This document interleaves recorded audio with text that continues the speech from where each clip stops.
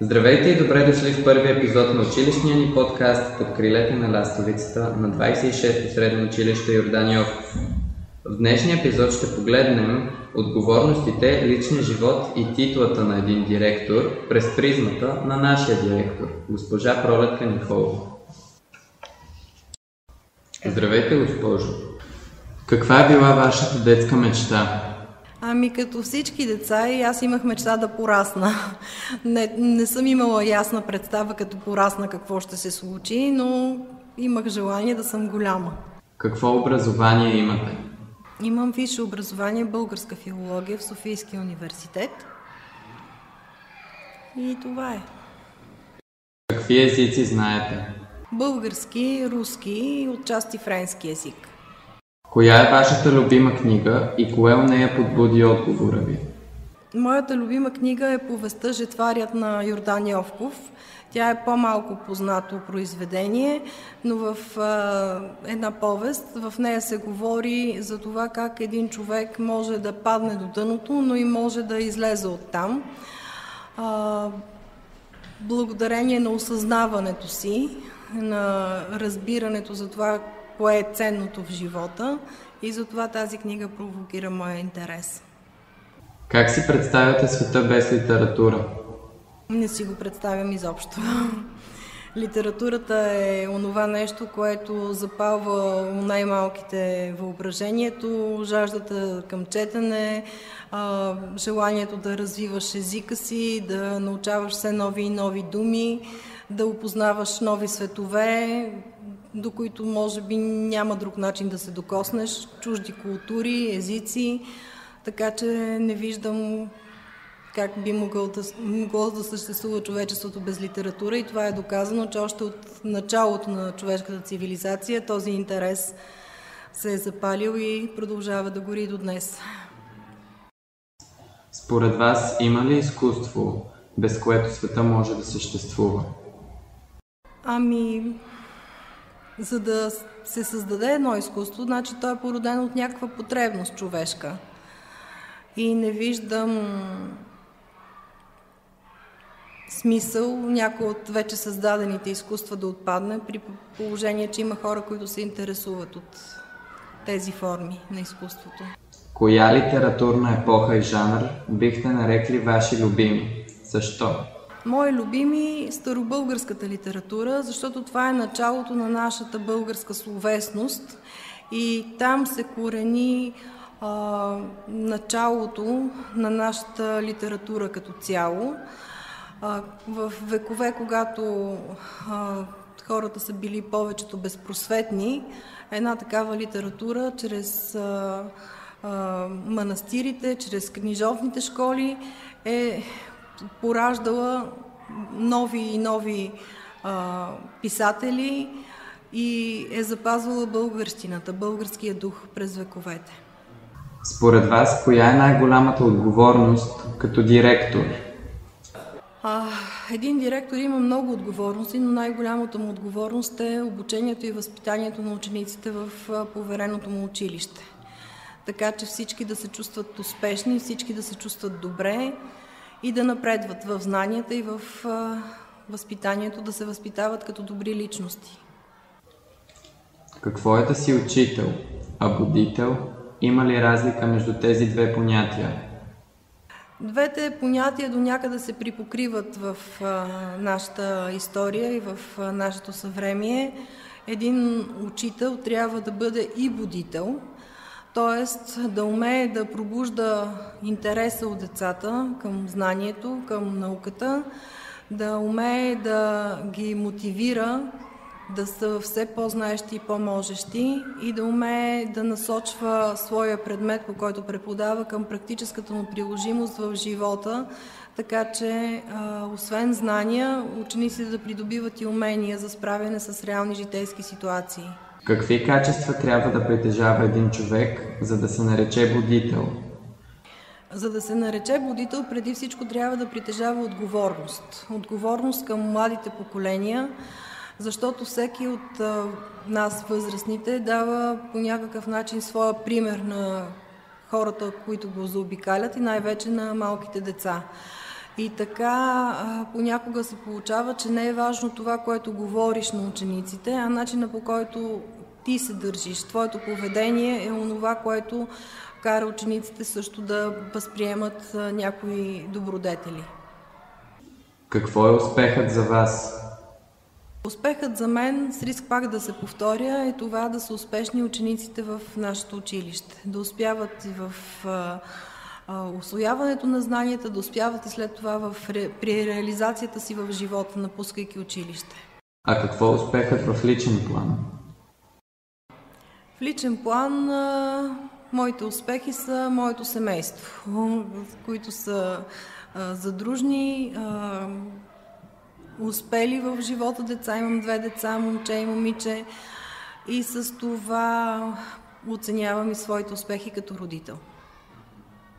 Как се създава баланс между семейство и кариера? Понякога трудно, но е важно в семейството да имаш подкрепата на близките си. Кариерата си... Защото вие трябва да сте по-конфиденциални. Да, трудно е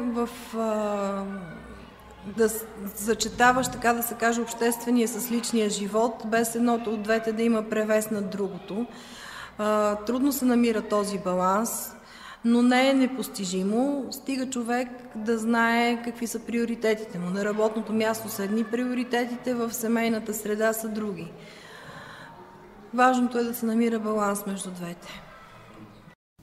Какво обичате да правите в свободното си време? Предимно да чета и да се разхождам, да посещавам различни места, да се любувам на природата, на историческите забележителности и да се обогатявам духовно. Какъв съвет бихте дали на някого, който иска да работи вашата професия? Съветът ми е преди всичко да обича децата. Ако обича децата и има така достатъчно грижа за тях, всичко останало в работния процес, в работния ритъм се подрежда, но без любовта към децата и към професията е невъзможно.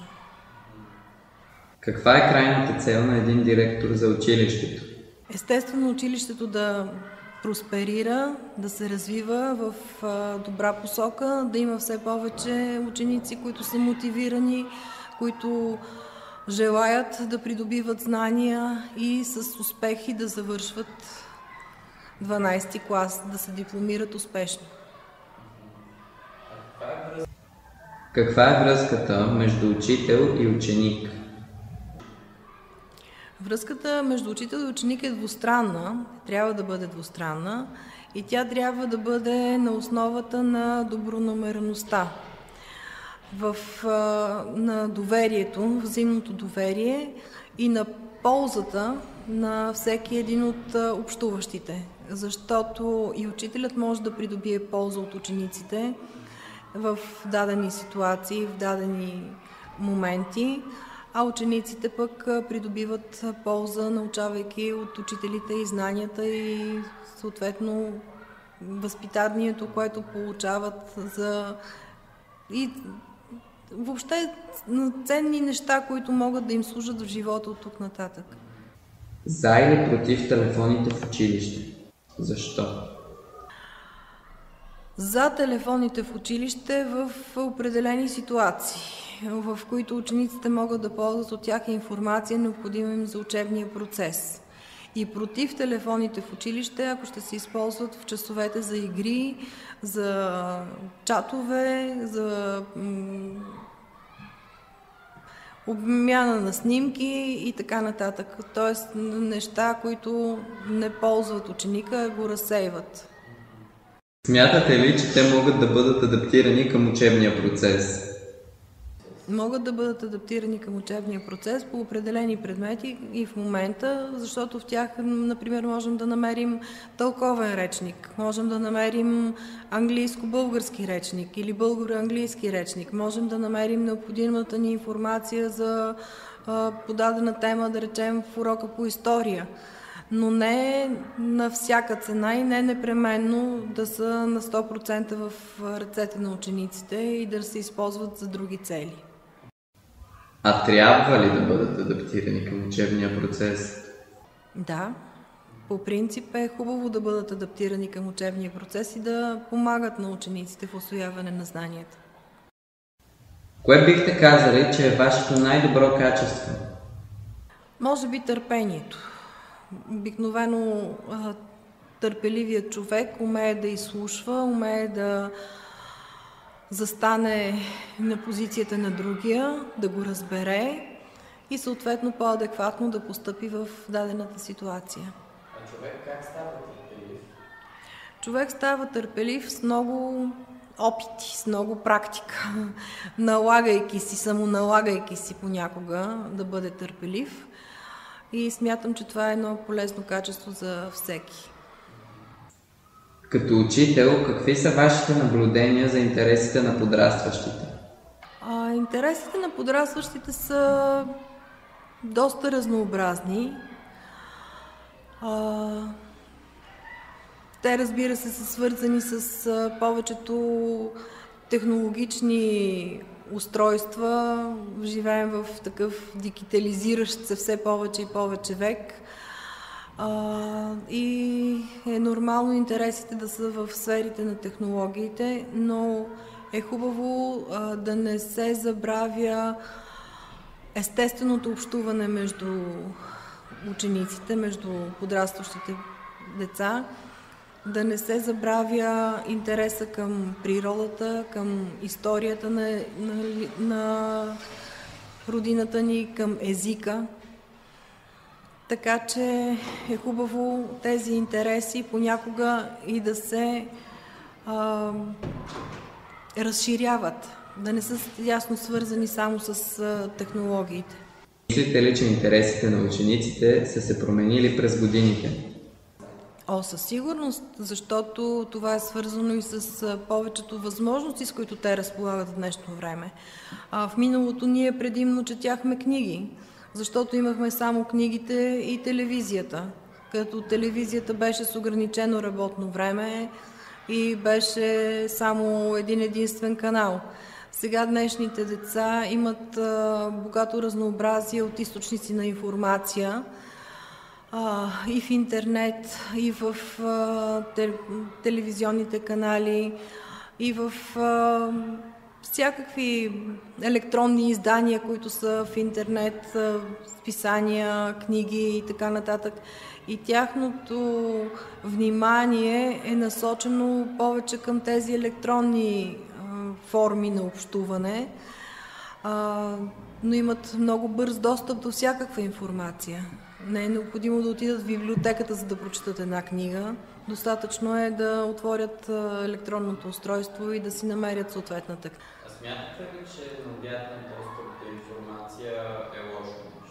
Смятам, да, защото в един момент се получава пренасищане, претоварване на нашия компютър, така да се каже, в който събираме информацията от различните източници. И по някой път ставаме, роби на тази информация. По някой път излишно ненужна информация се натрупва в главите ни и е трудно понякога човек да отсее истината от лъжата. Както знаете, има доста фалшиви новини в интернет пространството и е трудно човек да ги улови сред това море от информация. Понякога. Кое е било най-голямото препятствие, с което сте се сблъскали, ставайки директор? В началото наистина ми беше доста трудно, защото препятствието не е едно, а са доста препятствия. Най-вече с тежестта на административната работа, която е ежедневна и се загонят непрекъснато някакви срокове, които трябва да се спазват и не бива да се пропуска този срок, който да се изпълни дадена задача.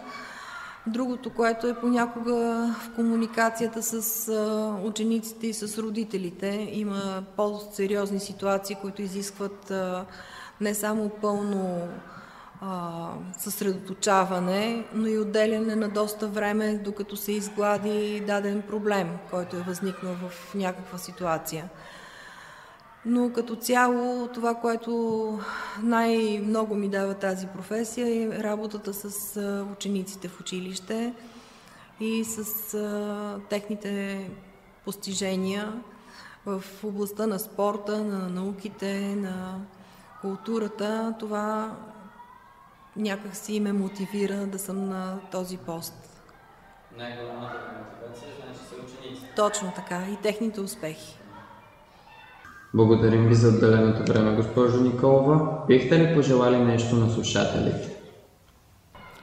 На учениците в нашето училище искам да пожелая да бъдат знаещи, можещи и силни личности, които да преодоляват препятствията в живота си с лекота, ползвайки наученото в училище, и да имат много успехи.